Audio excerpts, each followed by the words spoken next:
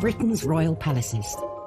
Majestic, It's absolutely dripping in history. luxurious, The White Drawing Room at Buckingham Palace is like a scene from a Disney film. and packed to the rafters with incredible secrets. Secrets that the royal family would much prefer not to be made public. From royal courtships to royal births to royal marriages and scandals, the palaces have played host to all of that. This series goes behind palace walls. The royal palaces represent the monarchy and have incredible history. We'll learn how these iconic creations were built. 16th century kings built with brick in a way that we wouldn't recognise today. This is George IV leaving his mark on the centre of London. Uncover the spectacular palace art housed within.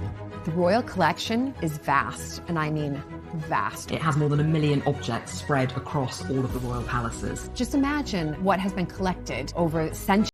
So this collection is unlike any other collection in the world.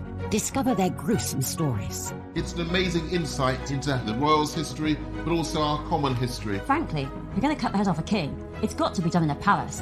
And relive the recent events that shaped the modern royal family.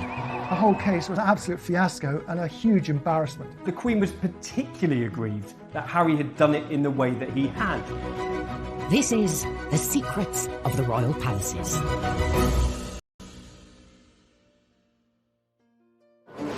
This time, a palace security breach puts the Queen in peril. To wake up to find a complete stranger standing over your bedside must be terrifying. We reveal Sandringham's scandalous past as a playboy prince creates the ultimate party palace. He was a gambler, he was a bit of a drinker, and he was constantly at it. And the world's most iconic palace suffers a plumbing problem. She had this handkerchief in perfume just put to her nose so she wouldn't smell it. We reveal the secrets of Leonardo da Vinci's drawings hidden within the royal collection. Can you imagine the changes in the course of modern science that might have come about had we discovered them earlier? And we glimpse inside Windsor's coronavirus bubble. Like everybody, the Queen has had to make sacrifices during lockdown. Like the monarchs who have gone before her, the Queen has a range of spectacular palaces to enjoy. But she doesn't visit them on a whim. The royal year runs like clockwork. The Queen's calendar doesn't change. Every summer is at Balmoral and every Easter is always spent at Windsor. And for Christmas, there can only be one location, Sandringham in Norfolk. We think of Sandringham as all the royals getting together for their Christmas Day service and getting those iconic shots. 12th century, monarchs had spent the festive season at Windsor Castle. But this all changed when the royals put down roots at this much-loved family home. Set in 20,000 acres of Norfolk countryside, this mini-kingdom has been the private home of 4 generations of British monarchs. Sandringham's not an obvious regal property. It's often criticised for just being a country house and not a necessarily very distinguished one either. But the point of it is that it is comfortable. I think Sandringham occupies a unique position among the royal residences, and each succeeding generation of royals has loved it. Sandringham is about the private person. It's about the family life behind the image of the throne. Prince Philip has retired there. So in many ways a kind of wholesome royal family house, but indeed its history was rather different. In 1862, Queen Victoria acquired the Sandringham estate for her somewhat wayward son and heir, Edward. Edward was notorious. As much as his parents were sort of chintzy and conservative and domestic and dull, Edward was revolting, libidinous. He was a gambler, he was a bit of a drinker, and he was constantly at it. He had a voracious appetite for women. Marlborough House, Edward's London home, was notorious. Sandringham would be a sobering retreat where he could grow into the role of king. Get him back on track, stick him in an off-path, off-beat estate, and see if we can't improve his behaviour somewhat. Edward threw himself into the project, demolishing the original Georgian house to make way for a new retro house. Sandringham was a style which some people call Jacobean. It's a generic 16th into 17th century revival. It talks about an age of historical confidence. It's youthful, it's a bit extravagant, but by no means too extravagant. The new Sandringham looked sensible on the outside, but inside it was a palatial party house. You wonder what the architect's brief was for Sandringham. If you have a checklist for the racy young monarch-to-be of the 1860s and 70s, you might want a bowling alley or billiard tables. But you've got to have the space to entertain people and to get engaged in country pursuits. And if you are a Prince of Wales, you've got to do it in style. Edward also made the most of Sandringham's vast estate, turning it into a shooting paradise, complete with Europe's largest game larder. It was less in many respects about the house and more about the grounds, this kind of playboy park, for want of a better expression, which is where a lot of Edward's attention went.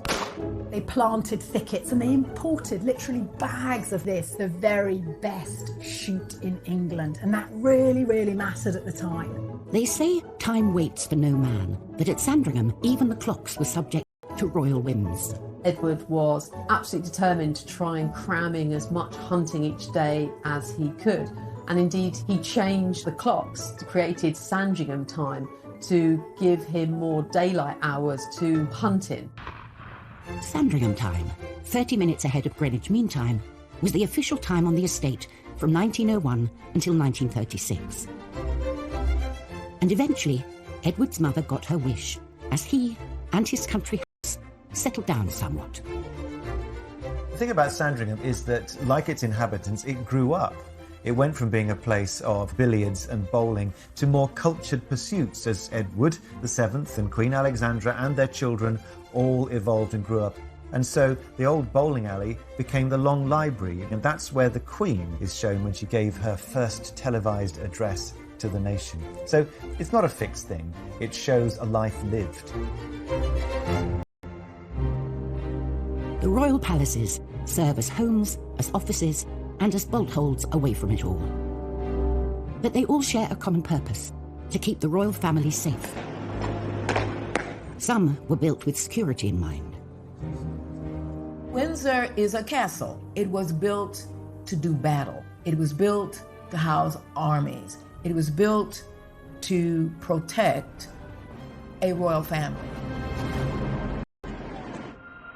But the palaces are not always as secure as they seem.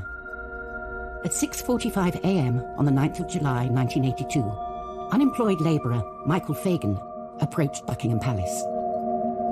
His actions over the next 45 minutes would uncover a series of shocking weaknesses in the palace's security systems. He managed to climb this 14-foot high wall. And then he climbed up a drain pipe into a window and found himself roaming free in the corridors of Buckingham Palace. It's the most extraordinary breach of security.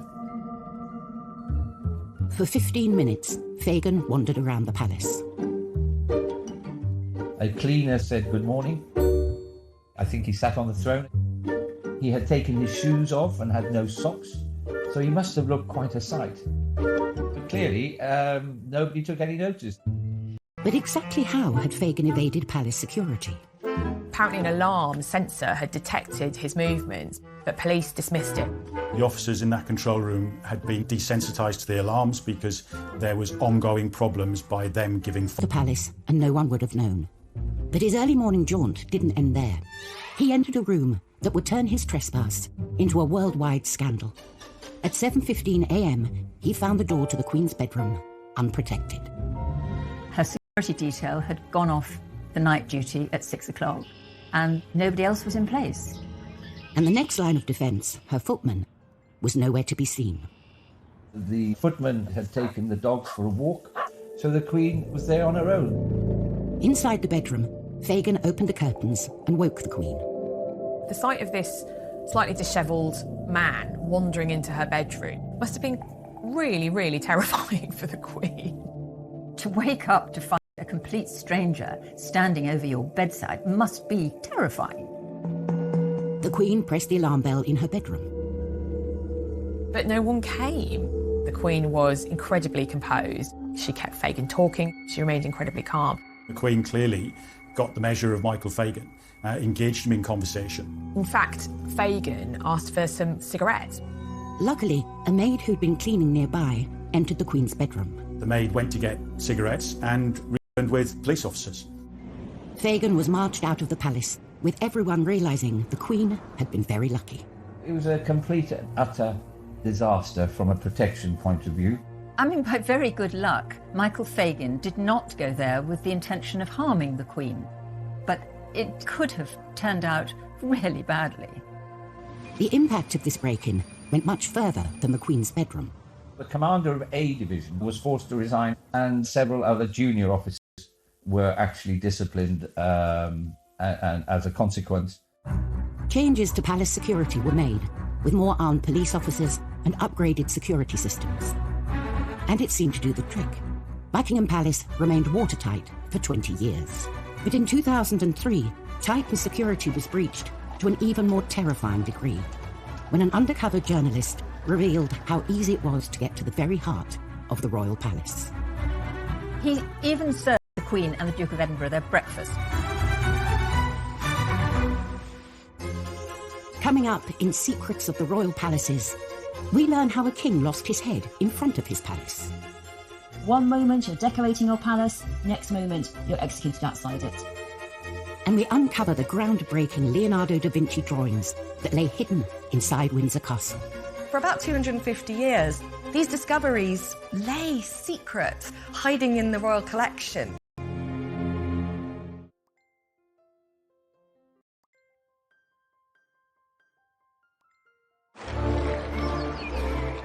In joy and celebration. But they have also been the site of the royals' darkest days. In January 1649, the monarchy was in peril, and so was King Charles I. He'd lost the English Civil War against Oliver Cromwell and his parliamentarians, and now he was on trial. He was essentially put on trial for not doing the job of king in the way he should have done, for really taking too many powers from Parliament and proroguing Parliament too much, so don't do that. He defended himself quite valiantly and said he shouldn't be on trial at all because he was king and only answerable to him up there. But it was a foregone conclusion, open and shut case to the Cromwellians. He was found guilty and sentenced to be executed. Having been tried at the Palace of Westminster, the king was sent to St. James's Palace to await his death. He had a lot of palaces to look at when he was suffering his final awful days. On the 30th of January 1649, Charles was marched across St. James's Park, not to Tower Hill, the traditional execution site, but to the Palace of Whitehall. Because frankly, if you're going to cut the head off a king, it's got to be done in a palace. And this wasn't just any palace. Whitehall was probably the largest palace in Europe and the centre of English royal power. It was also beautiful. At the banqueting house of Whitehall, Charles I actually decorated the roof with these incredible Rubens paintings. As he's going to be executed for being too divine right, too power hungry as a king, he sees over his head these murals, these beautiful paintings of kingly divine right. Charles I is taken outside Whitehall Palace, outside the banqueting house, on a scaffold. He gives a very brave and valiant speech, but unfortunately it's a bit windy and no one really can hear it. But he submits very bravely, he tucks his hair into a cap so that they can get a nice clean blade, and he raises his arm as a signal. So, that's quite significant, isn't it? That actually he gets to raise his arm. Most people who are executed have no choice when the axe comes down, but he has that moment of grace. And he was finally executed in front of everyone outside Whitehall Palace. So you have to watch out if you're a king. One moment you're decorating your palace, next moment you're executed outside it.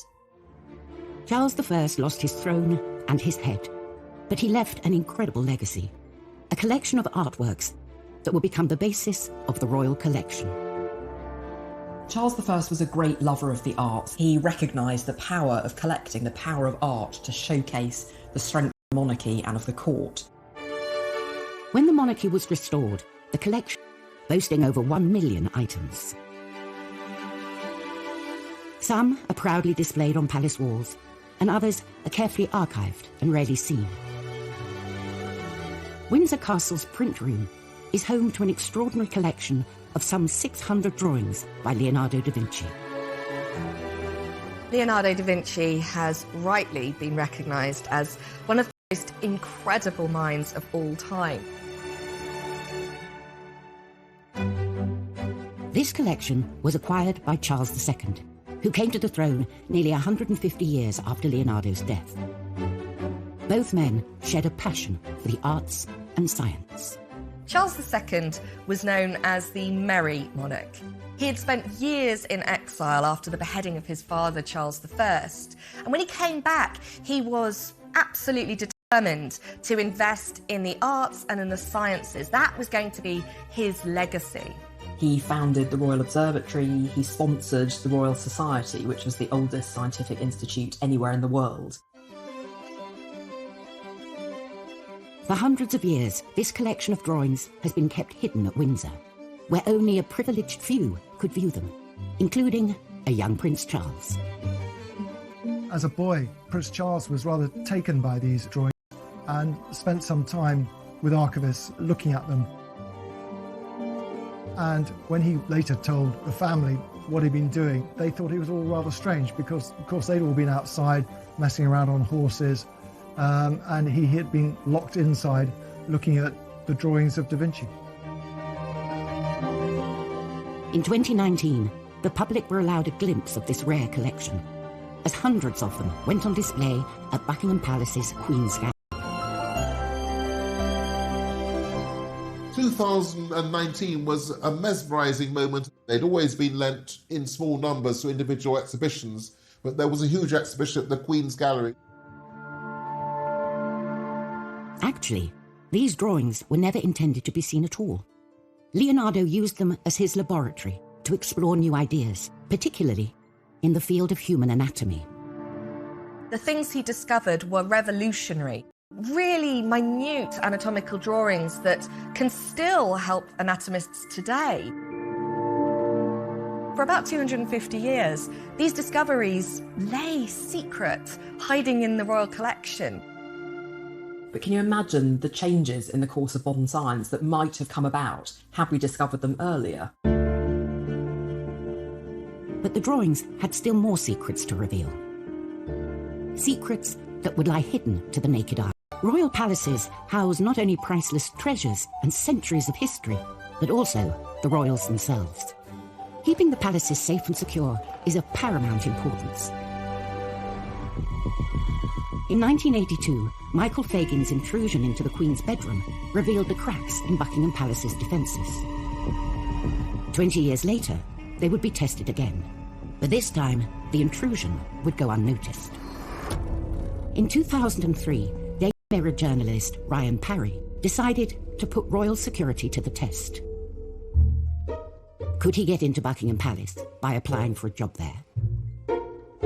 The application process was surprisingly straightforward. Parry gave the pub where he'd grown up in Wales as a reference. When the palace phoned, the barmaid apparently on the phone yells out to the pub, "Does anyone know this Ryan Parry bloke?" And a regular who's sitting at the bar said, "Oh, I know him, I know that Ryan Parry. Oh, I know him, he's a good bloke." And on that basis, the personnel of the royal household employed him. Ryan Parry started work as a royal footman. To expose the access he had, a covert Daily Mirror photographer was positioned to snap him. These images showed he was at the heart of the royal household, with no proper security checks. He was shown riding on a state coach, and even stepping out onto the famous Buckingham Palace balcony. I just had to kind of myself and think, I can't believe I'm actually standing at this very spot. The distinctive uniform was his past. Once he'd got the uniform, there seemed to be a trust.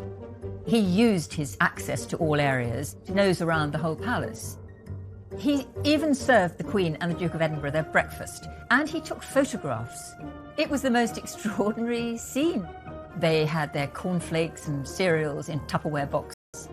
We imagine perhaps that the Queen eats off silver salvers on a daily basis, but actually she doesn't. She eats just like the rest of us. Parry's unlimited access to the palace even coincided with a presidential visit by George W. Bush. There is no state visit more important or, frankly, more crawling with security than an American president visit to the Queen of the United Kingdom. And Parry had all of the details. visit. It was shocking that he could get a job that easily with so little security checks and clearance. He could have been someone who was looking to kidnap and hold ransom for financial gain, a senior member of the royal family, or even, for whatever means, perform an assassination on a senior member of the royal family. And just as the president was settling into his suite at the palace, amid some of the tightest of the Buckingham Palace gates. He'd finished his duties at 11 p.m, did up his uniform, packed his bags, and just walked out. The next day, the Mirror published his story, 15 pages of detailed insights into life at Buckingham Palace. My brief was particularly to look at the security procedures in place. But a lot of what you wrote, obviously, was more kind of below-stairs tittle-tattle, wasn't it? Sure, but I mean, that was all part of my information gathering. The palace were furious because, of course, Ryan Parry was undiscovered. They only knew about it when they saw the front page the following day. This wasn't just a breach of security. They'd had an intruder who had taken photographs of their space, their private life. The Mirror claimed the undercover operation exposed lapses in security rather than in invading royal privacy. You have to look at how those flaws are exposed and how, in fact, you make sure you deal with them. So that shouldn't be allowed to happen again.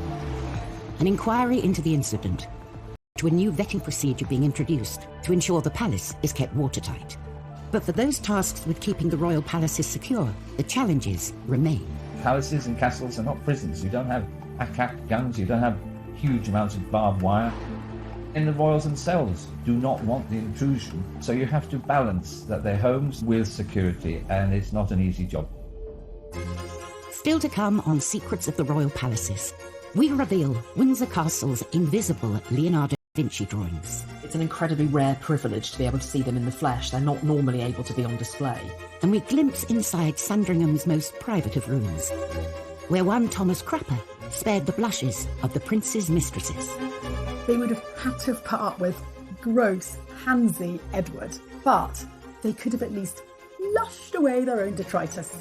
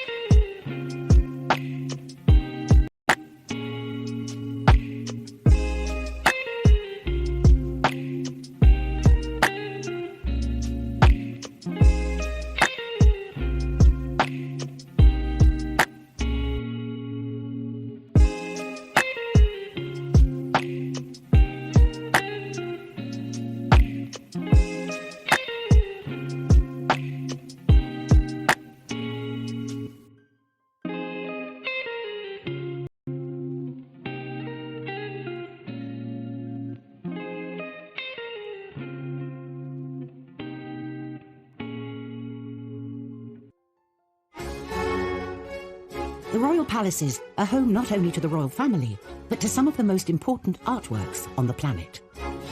All of this stuff is the Queen's, but it's also the country's. The royal collection looks after all of this priceless furniture, all of these priceless paintings on behalf of the nation. Amongst the collection is this rarely seen set of some 600 drawings by Leonardo da Vinci.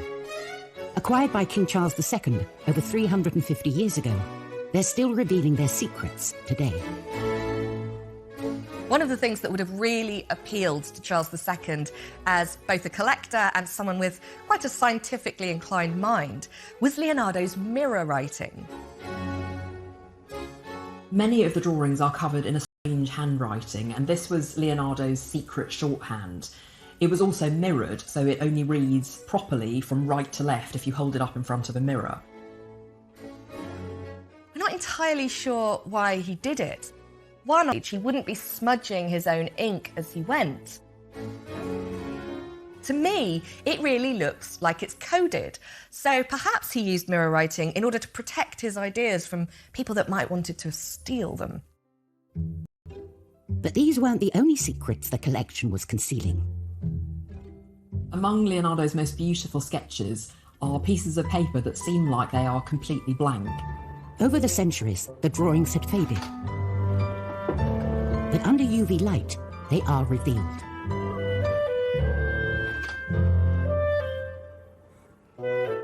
These scans show some colour that has faded away, sketch lines that we didn't know existed. There's one particular image of a horse that we didn't know Da Vinci had done because it faded so badly no one could see it until it was scanned. Over 500 years after they were drawn, these treasures of the royal collection are still disclosing new information. There is an intimacy, an immediacy, a modernity about them that looks to me like they could have been drawn just yesterday or today. The drawings he created are extraordinary. There's nothing else like them. The royal palaces and the artworks they contain celebrate the nation's history. But there are some moments in the past that the royals would rather forget. Buckingham Palace hosts over 50,000 visitors a year, and everything must be just so. But during the reign of Queen Victoria, the usually fragrant air was fouled by the Great Stink. A visitor to Buckingham Palace in the 19th century would have come near to fainting from the smell. It was disgusting. It was awful, and that was because the sewers, they were completely overloaded, so they leaked. And they leaked human waste all over the floor, particularly all over the floor of the kitchens. Yes, very, very hygienic. And so there's Victoria, the most powerful woman in the world, and she is living in a palace full of leaked human waste. It's completely disgusting. But it's not just Buckingham Palace that's the smelliest, perhaps least hygienic palace in the world. The whole of London is really very bad smelling. And that was literally because the sewage system wasn't up to it. And people at the time said that the Thames was actually black. And all this reached a head in the summer of 1858, which is known as the Great Stink.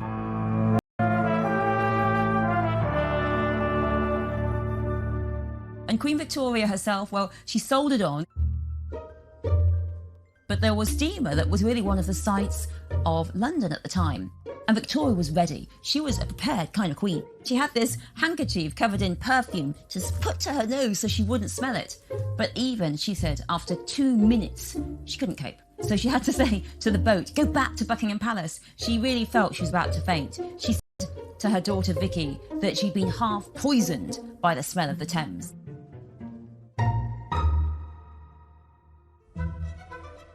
The royals might have hoped this was the end of their toilet troubles. But 13 years after the Great Stink, they faced a new sanitation issue. This time, the problem wasn't at Buckingham Palace, but at Sandringham. Queen Victoria bought the Sandringham estate for her 21-year-old son Edward, in the hopes that it would offer a calmer, healthier lifestyle. But at this idyllic country residence, a deadly threat lay undetected, and the heir to the throne was left fighting for his life. In 1871, Edward, the Prince of Wales, got really sick with typhoid fever, and it created a huge national moment of emergency. The press reported daily Edward's battle for survival. Tensions were raised because his father, Prince Albert, had died of typhoid only 10 years earlier. A great inquest was undertaken about where he might have got typhoid from. And so the issue of how to create a clean, safe, sanitary environment was something taken with the utmost seriousness. As part of the investigation into how the prince might have got typhoid, it was thought that contaminated water at Sandringham might have been the cause. The solution was for a 60-foot high tower. It had on the top of it a 32,000-gallon iron tank, which contained the water from a new spring which had been drilled. And all that fresh water then would be enough to power the taps and the toilets down in the house, but was also strong enough for 4 fire hoses to be sprayed over the roof of the place. 7 years after Edward survived typhoid, the Appleton Water Tower was completed. Built in a Byzantine brick style, it sits on the highest point of the Sandringham estate. There's an extra benefit to that because a royal viewing gallery was set underneath the tank, which gave sweeping views across North Norfolk. They must have had their fingers crossed that the tank held over the royal family. And works were carried on inside the building too.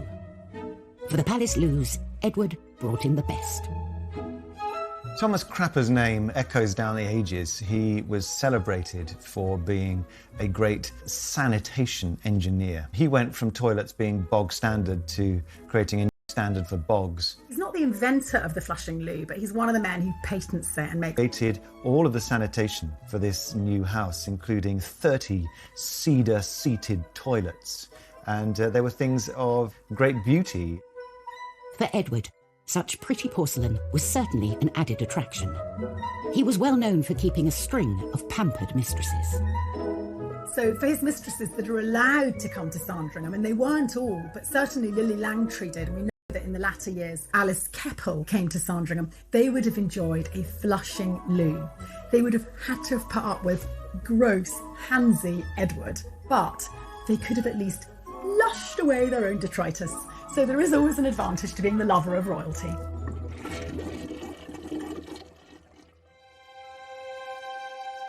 Throughout history, the British royal palaces have withstood wars, floods and fires.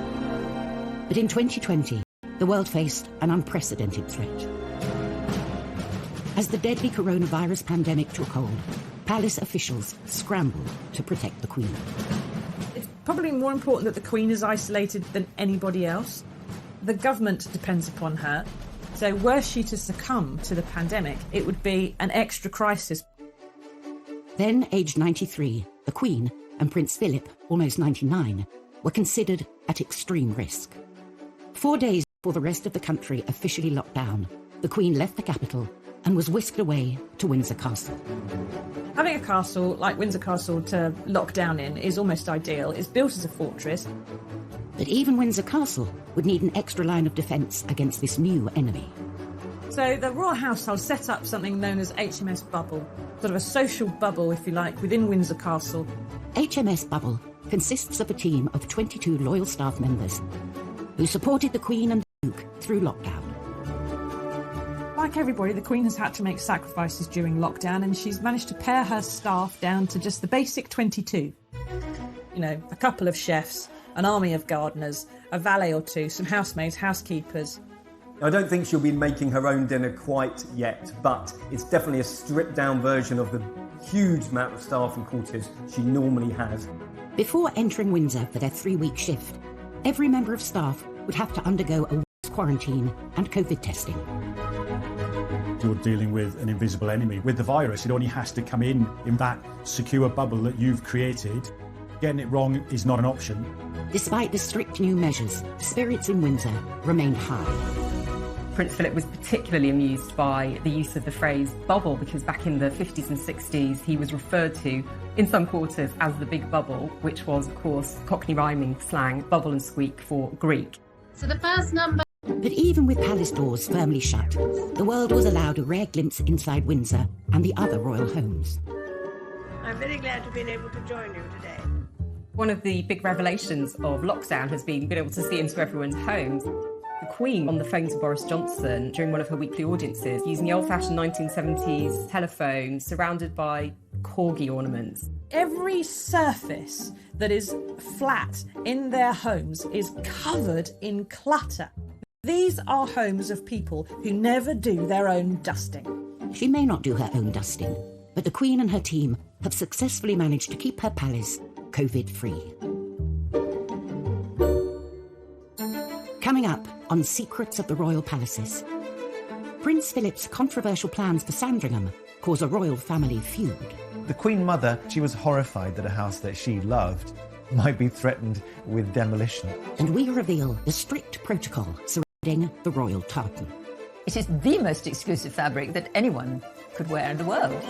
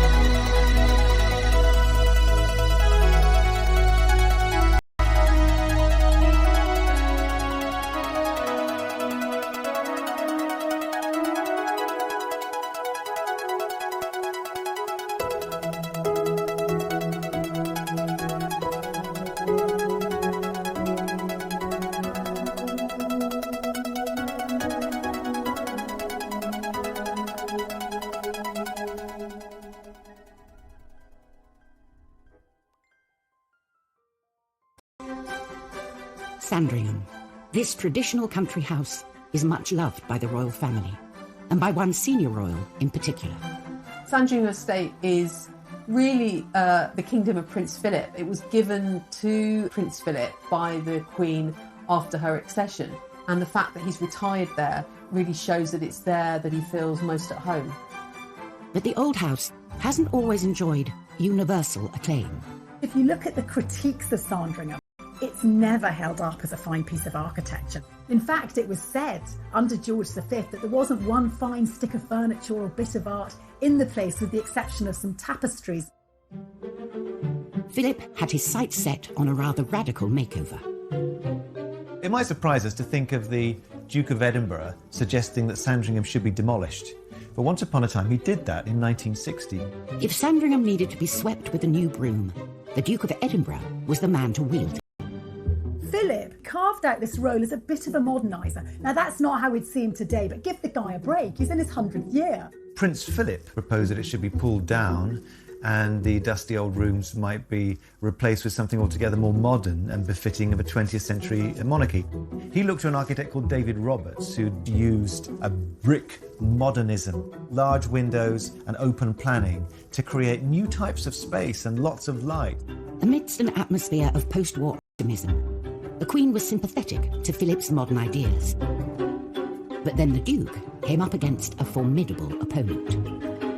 The Queen Mother hadn't really bought into that whole picture, and she was horrified that a house that she loved might be threatened with demolition. Queen Elizabeth faced a dilemma: back her beloved Philip or put family and tradition first.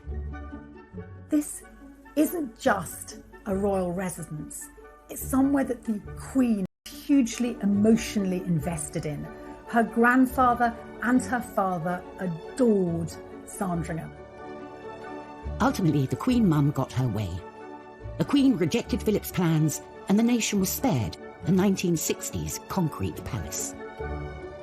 So Sandringham stayed there since. The interiors are still largely as they were in the 19th century. The sitting room is kind of full of knickknacks. There's the feeling that Queen Alexandra or Queen Mary have sort of just left the room. So not necessarily everybody's taste, some might say a bit over the top, but actually very, very intimate and warm and cosy. Sandringham isn't the only much-loved private royal home. Balmoral is set amongst the lochs and mountains of the Scottish Highlands. Its beauty inspired one royal to turn fashion designer. At Balmoral, the royal family loved to embrace the Highland life, particularly when it comes to their attire. The family take their Scottishness very seriously, and they wear tartan a lot when they're in Scotland. For centuries, tartan has been worn by Highlanders as a symbol of clan identity. Each clan in Scotland has its own tartan. It represents the family, the lineage, the history of that particular clan. So it's about as Scottish as you can get.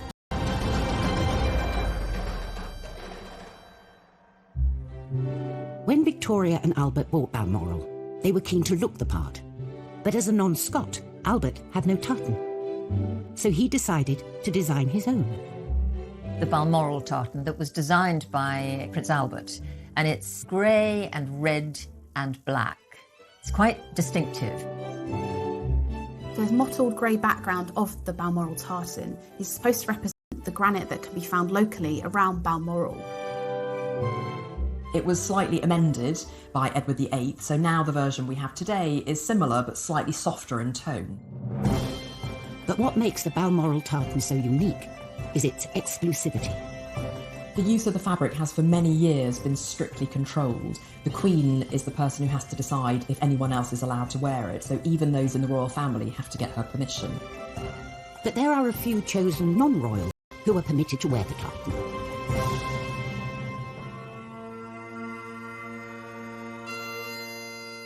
Bagpipe players on the Balmoral estate and also the Queen's personal piper are the only non-royals who are allowed to wear this tartan.